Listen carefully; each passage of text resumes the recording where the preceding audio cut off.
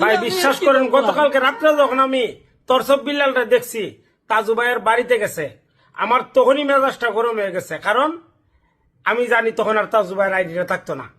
কারণ তরসব বিল্লাল যে জায়গায় ঢুকবো এটা মনে করেন যে শেষ, ধ্বংস করে দিব একবারে, বুঝছেন।